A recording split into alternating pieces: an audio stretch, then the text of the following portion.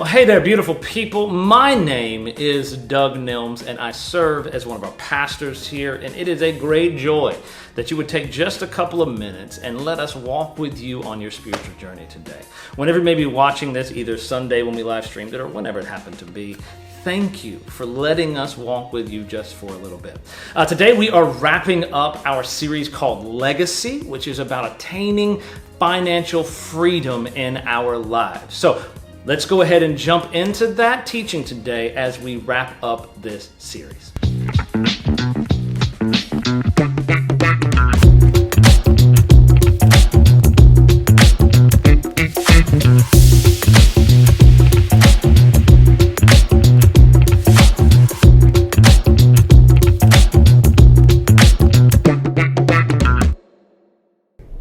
Well, hey, it is so good to be with you today. If this is your first time with Renovation, thank you for sharing a little bit of your time with us. I have come to see time as the most valuable commodity we have in this world. So for you to give a little bit of yours to this community is a truly special thing. If you are with us and you're not a follower of the way of Jesus, a very special welcome to you. Thank you for entrusting this part of your journey to us.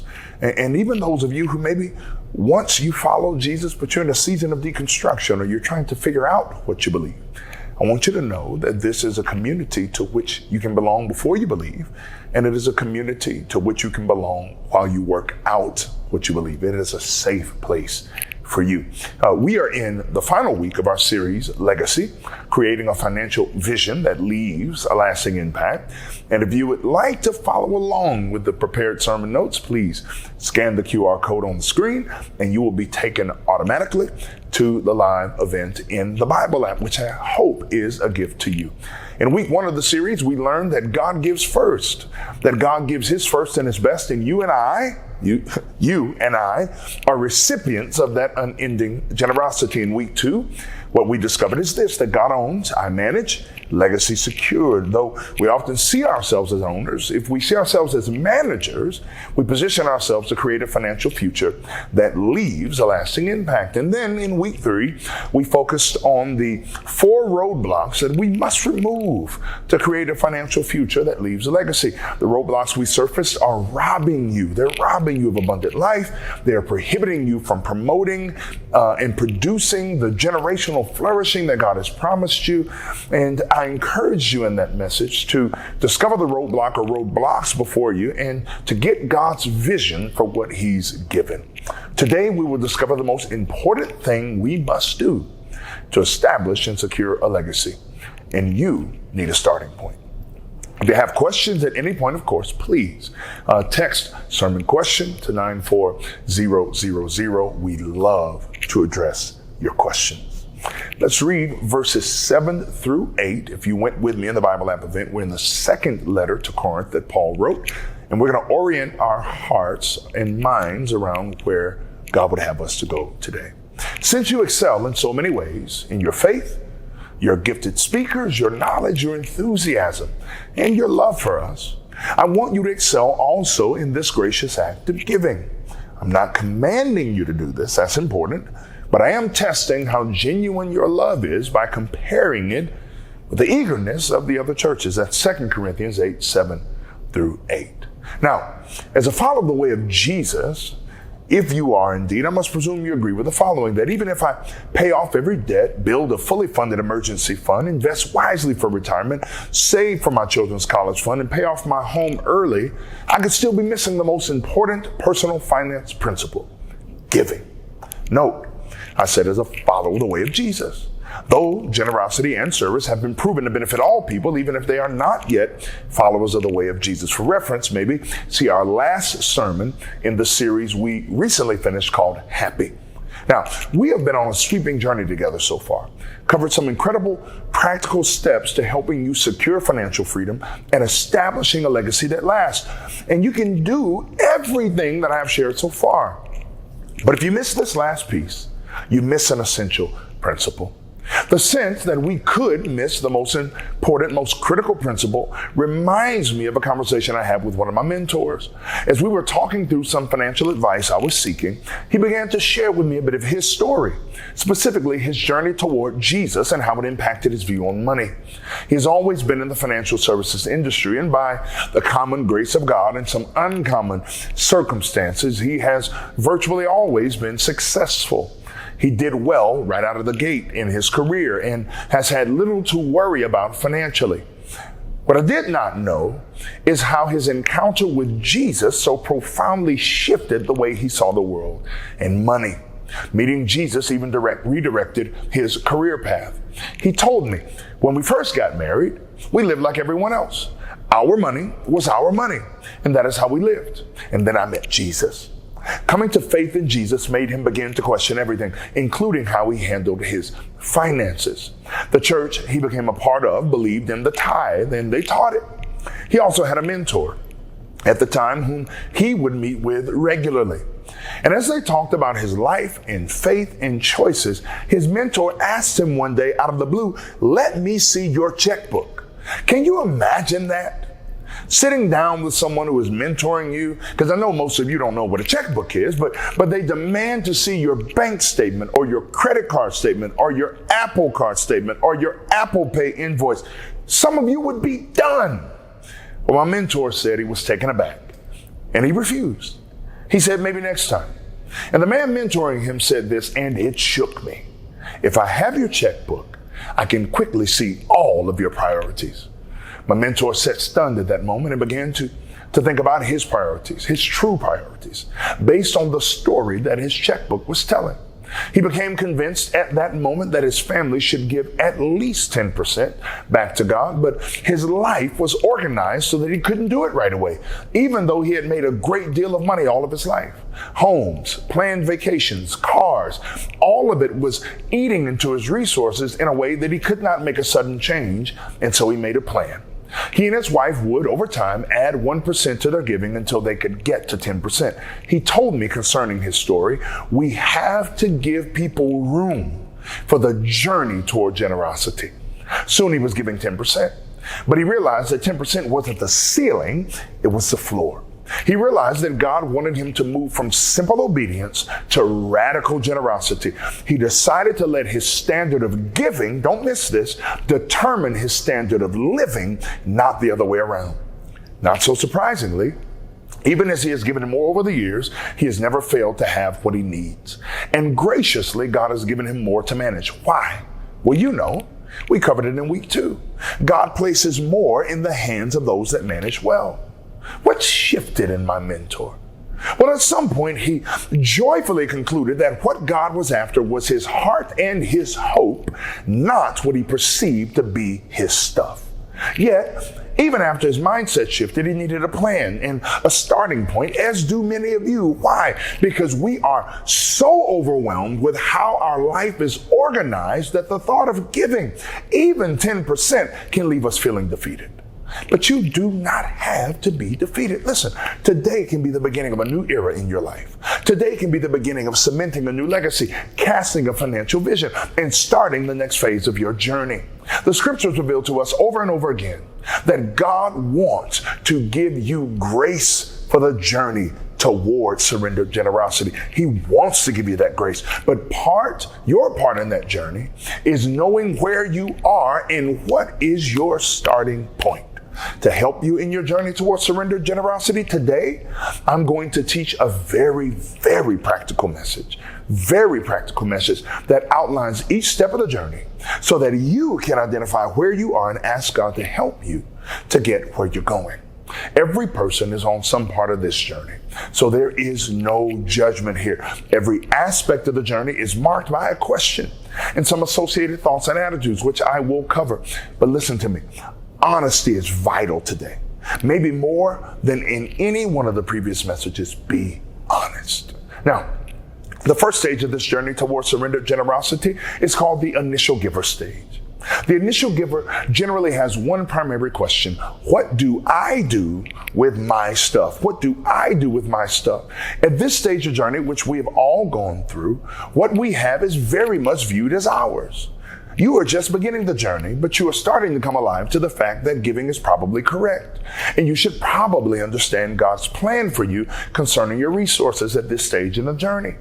At this stage in the journey, there's often cynicism, at least there was for me.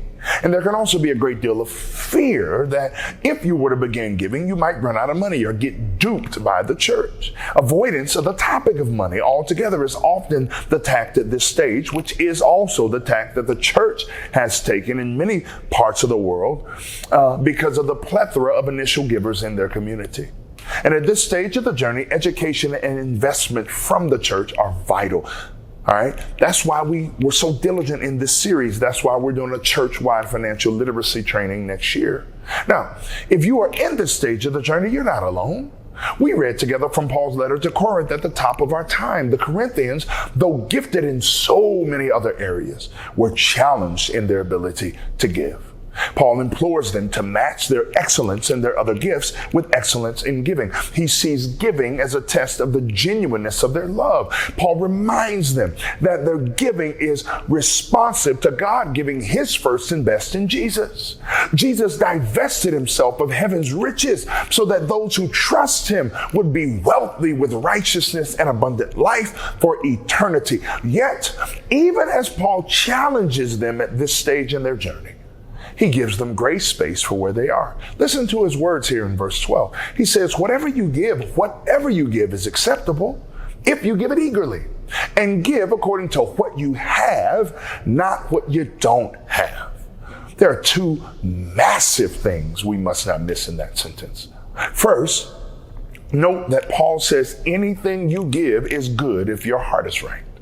As long as you eagerly return to God a portion of what is his, it is a good gift. And the second thing to note is Paul encourages people to give from what they have, not trying to give from what they do not have. It is God's grace for the journey. Now, what about the tithe? You may be thinking, you said the tithe is the floor, not the ceiling. Yes, I did. But be reminded of my mentor story from the top of our time. Many of our lives are organized so that if we try to give 10% today, a bill wouldn't get paid, or life as we have it and know it would come undone. So what do? Make a budget. Make a budget, as we said in part 3 of this series. I told you this is going to be very practical. Make a budget.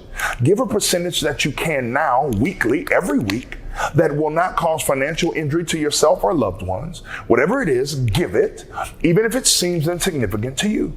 Make a plan to reorganize your life and eliminate debts. Thank God for the grace and the space to be on a journey toward freedom and legacy level impact. Dream of giving more and then do it. Though we will cover every stage of the journey, we spent more time here because the data we saw together in week 1 of this series tells us that 85% or more of our community, the renovation community, is at this stage in the journey, even if we've been following Jesus for some time.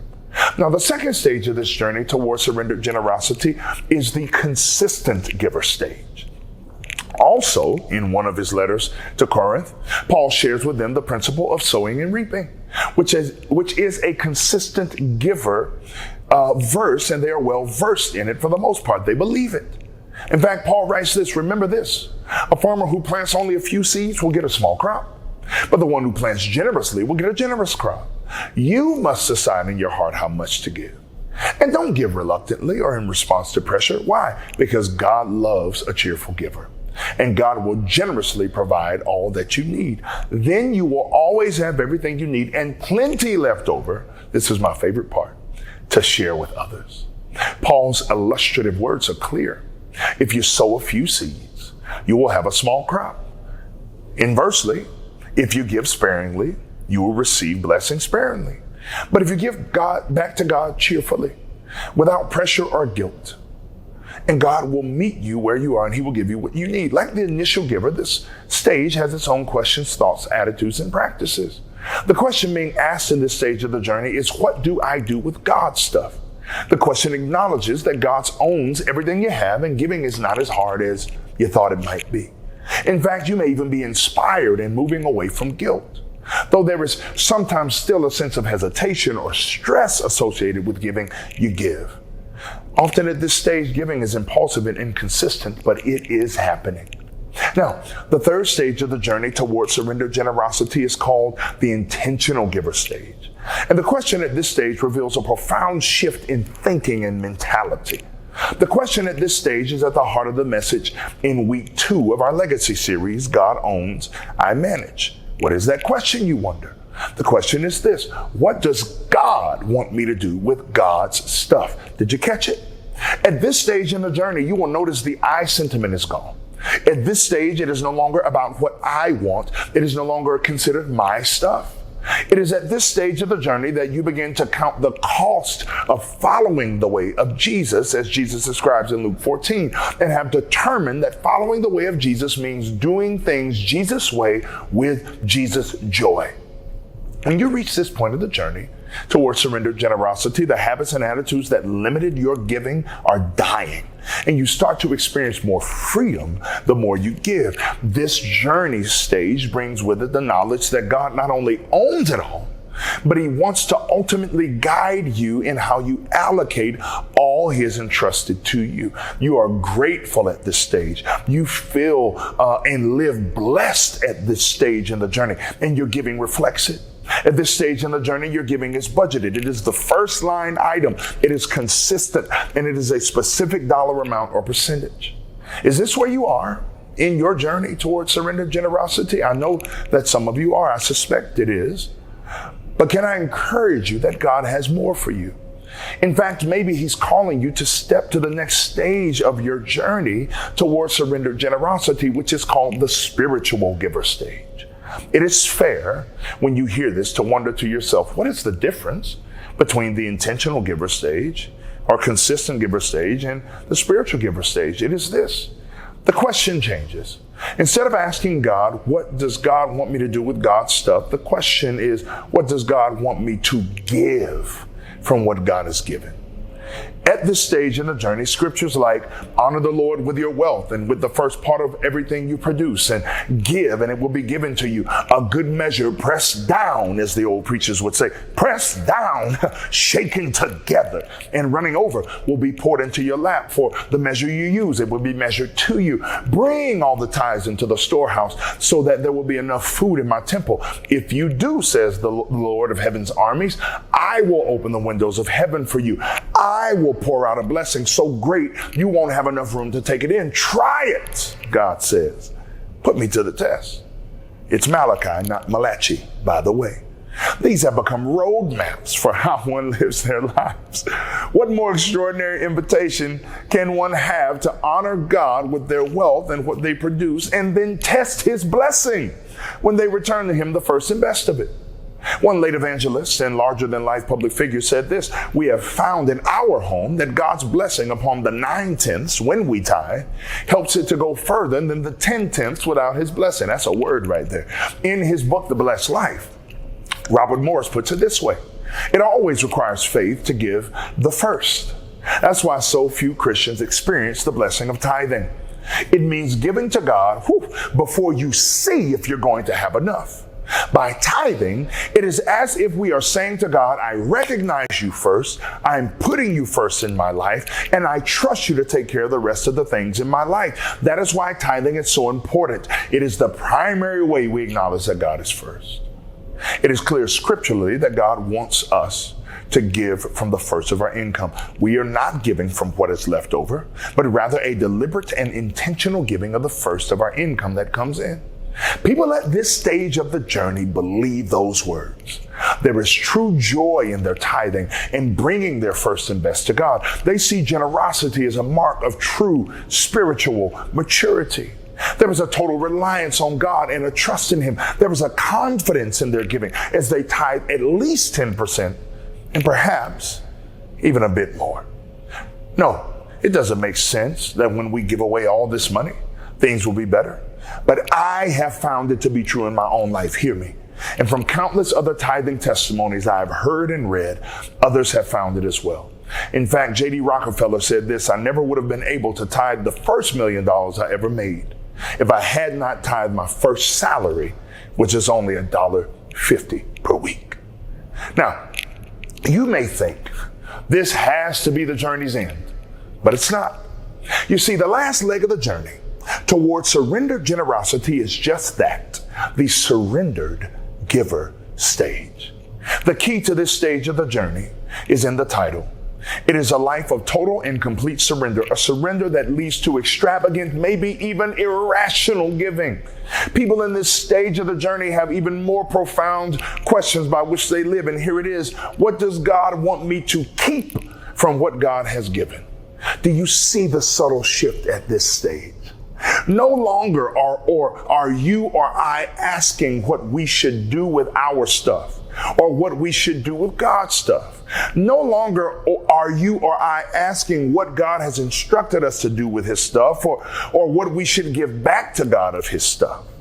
At this stage, you are preoccupied with asking God how much you get to keep so you can give away as much as possible. You are moved to consider lifestyle choices that allow you to keep less, a smaller home, older vehicles, less vacations, for example. And there is peace and joy and contentment in the decision. Two stories powerfully illustrate this, one from the scriptures and one from history. In 1 Chronicles 29, two incredible things happen: a transfer of power and an irrational display of generosity. David, Israel's beloved and revered ancient king, is preparing to die. And he is passing the torch to his son Solomon, who, among other things, will carry forward the work of building a place of God's dwelling presence. Because the task is enormous, David says that he has leveraged all of his influence to gather as much as he could to build God's house of worship and presence. It seems fitting he would do this, but the ancient king goes further. Lean in. Listen to what he says. He says to the people, "And now, because of my devotion to the temple of God and to God, I'm giving all of my own private treasure of gold and silver to help in the construction. This is in addition to the building materials I've already collected. I'm donating more than 112 tons of gold, 262 tons of silver. Now then, who will follow my example and give offerings to the Lord today?" Hear those words again. It was David's devotion to God and God's people and God's house that inspired his irrational gift to give everything that he had: 112 tons of gold, 262 tons of silver. Now, admittedly, I'm not at this stage in my journey. Can I say that? But Brianna and I have a plan. And we have been inspired by David's irrational gift and by men like R.G. Letourneau. R.G. Letourneau was a Christian industrialist who dedicated his life to, quote, being a businessman for God. Though he dropped out of school in the 6th grade, and was largely in debt through the first several years of his business because of shady business partners and the Great Depression, he eventually became hugely successful, designing and developing his own line of earth-moving equipment, and God kept blessing him because he continually gave back to God his first and his best. In 1935, with the gigantic profits out of his manufacturing business, and at the gentle suggestion of his wife Evelyn, the Letourneaus transitioned to a 90-10 split with the Lord. 90% went to the Lord, 10% back to the Letourneaus. In fact, Letourneau was fond of remarking, "It's not how much of my money I give to God, but how much of God's money I get to keep for myself." With the money, they established the Letourneau Foundation to manage the administration of donations. Watch this. By 1959, after giving away $10 million, the Letourneau Foundation was still worth $40 million. Another of his famous quips was this: "I shovel the money out and God shovels it back, but God has a bigger shovel." I want to take a lap right now. I know you don't understand that if you're far from God, but one day maybe you will. Now, you might think, I would give 90% of my money if I were a multimillionaire. Maybe you would. You see, Letourneau didn't start off a multimillionaire. He started off poor. But he trusted God at every stage of his life. He kept giving God back his first and his best, and God kept giving him more to manage. Now, hearing all that we covered today, the call is clear to you as a follower of Jesus' way. Join God on the journey towards surrendered generosity. Join God on the journey towards surrendered generosity. But what do you do? Where do you begin? By first returning to the one big idea that one of my mentors shared with me in our time together. Give yourself room for the journey. Give yourself room for the journey, but ensure that it is a journey and not a stall out. As you assess your journey, here's what I'd like you to consider. Number one, ask God for a vision regarding what he has entrusted to you that goes beyond you and what you believe to be your immediate needs or wants. Two, be honest about where you are on this journey. Be honest about where you are on this journey. And then three, make a plan to take your next step in the journey and to budget, give, and invest around that vision.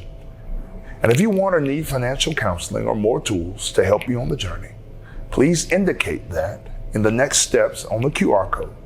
One of our pastors, they'll get back with you.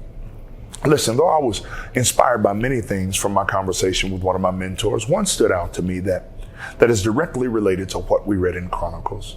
You see, I'm not yet at the stage of a surrendered giver, as I said a moment ago, but I want to be there. And I want to lead you there.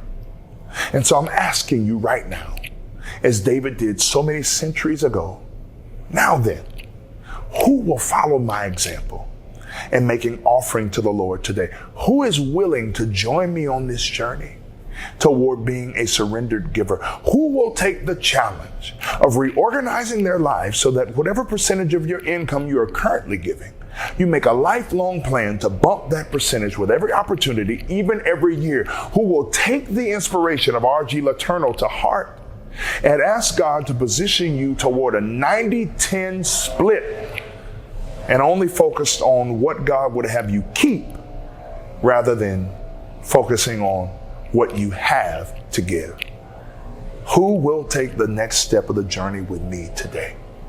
I hope it's every single one of you, because on the other side of it is a legacy and a financial future that leaves a lasting impact. I love you, and I'll see you next time.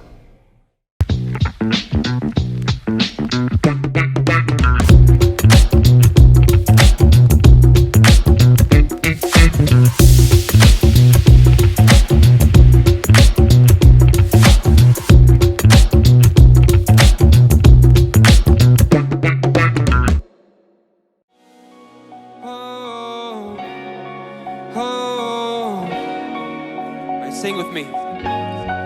There is a river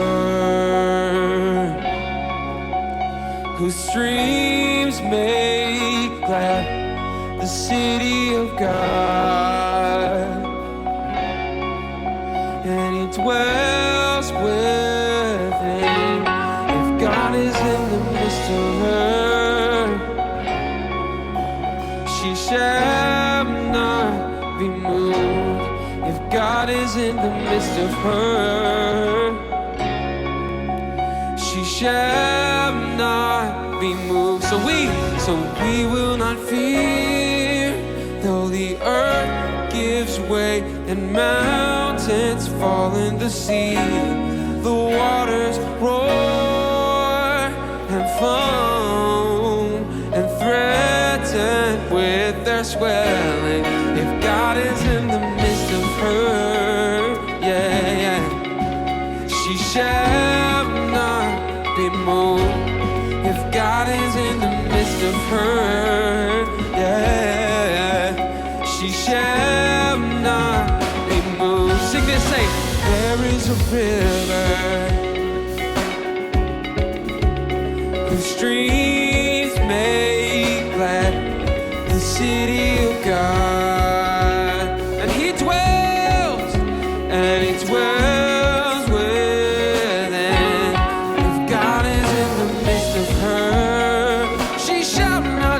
Shall not be moved.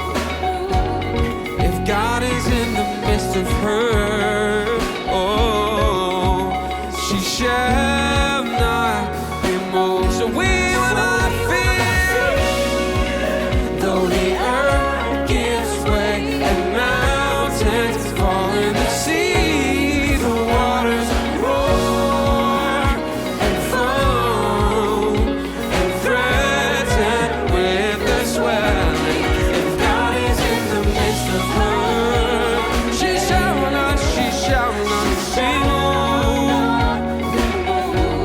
If God is in the midst